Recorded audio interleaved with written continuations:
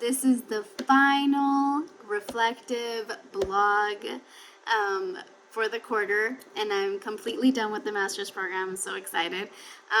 So I'm going to go ahead and just review the competencies. I went ahead and reviewed the ones that I did in the beginning in August, and most of them were either needs improvement or emerging. And so I'm just going to go ahead and rate myself as each competency now that I've completed them, my practicum. So the first one is competency one is demonstrating ethical and professional behavior. I feel like I've mastered that. Like I've said, I have been in the field. I'm a humana social worker, so I think like that I kind of had down. Like I knew HIPAA.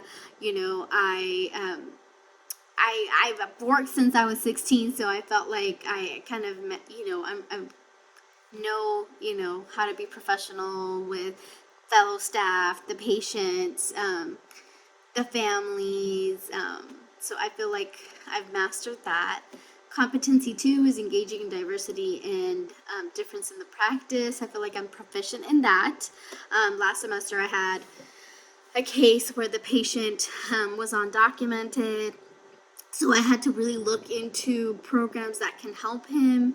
I found out that Medi-Cal in California, undocumented can get medical insurance. And I've engaged with a lot of diversities and at my local rehab hospital. And then competency three is advanced human rights and social, economic, environmental justice.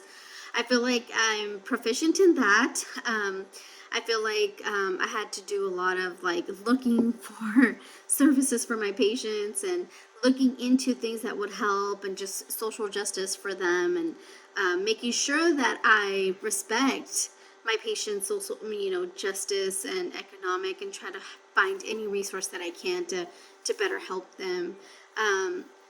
Competency four is engage in practice, informed research, informed practice. I feel like this one's is a little piece that at acute rehab I didn't really get to really experience research, except for like the evaluations that we did right at the end of the patient's stay. We kind of knew what worked for the patient, but research. I did do a lot of research on working with the specific patient that I work with. Either it's my paraplegic patient or my stroke patients, interventions that worked for that type of population to make sure that I'm, using an evidence-based practice. Competency five is engage in policy practice, and I feel like I didn't get the experience of writing policy, so I'm going to say that overall that, because I didn't get that experience, I need some improvement in that. And then competency six, engaging with individuals, families, groups, organizations, and communities. I feel like I mastered that because I engage with family members, patients, the multidisciplinary team, or community and organizations in my community in order to obtain my patients' services and resources. So I think I mastered that. I also feel like in competency seven, just proficient in engaging with individuals and assessing individuals and their families, groups, organization, and communities. I conducted biopsychosocials every single day. And I worked with their families. I had family conferences. So I had to really engage with the patient and kind of assess like the family situation, what are their strengths, their barriers, looking at the patient and their perspective as a whole and how it affects everything, like my last patient, he was working and now he was not going to be the main breadwinner for his family. So I had to assess the whole situation as a whole, and how it affected the whole entire family.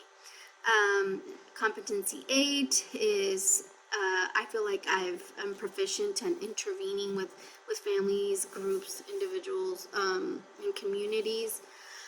Um, we had a lot of family dynamics at acute rehab.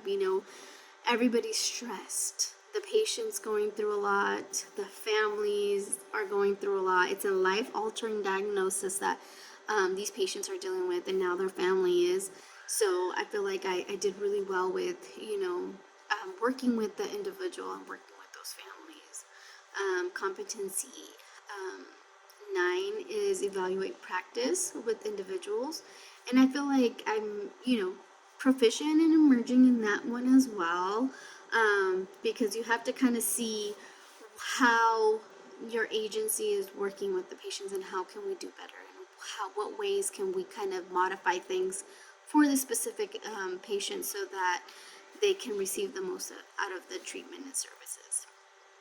Um, so I feel that I still need to grow in the learning the DSM-5, and when I'm working with a patient that I feel has something off about them, either a personality disorder or a diagnosis, that I kind of screen them a little bit better. I feel like um, I need to be more learn more about the DSM-5. It's kind of hard for me still to assess patients and pinpoint like what I really think is a diagnosis. So I think that still needs to work. I need to work on that. And then I think that a strategy to remain a lifelong learner as a practitioner is to keep up with the laws. Like, I know that the Tarasoff here in California either has changed or is going to change. I don't know if it became in effect, but I feel like you, as a practitioner, you have to keep up with the laws in order to protect yourself. I believe that you need to collaborate more with other practitioners, with fellow social workers, do more education and still research those evidence-based interventions, not just use CBT every time. I feel like you can become a lifelong learner and always be a better version of the social worker that you can be if you continually research what's the latest out there. And so that is my aspect of how I did. I think I gave it 110%. It was really hard to work, full time, 4 days a week, and then 3 days a week at rehab, but I made it through and I gave it my all, and I had the best experience. I got so much, skills and guidance from the social workers, and I got to work with patients with life-altering diagnosis and how to understand them a little bit better, and be in their shoes and self-reflect if there's any possible biases that I may have. And so I've had the best experience working with all types of ages. I just worked with a 22-year-old. At my main job, I typically just work with the elderly, and this practicum gave me the opportunity to work with all ages except children, because this is not a pediatric rehab center, it is an adult. But I got to experience so much, and I'm just so grateful for the opportunity. And Miss Kathy, you have just been so good to me, and so receptive, and I really appreciate all you've done for me. Thank you so much, and I will talk to you later.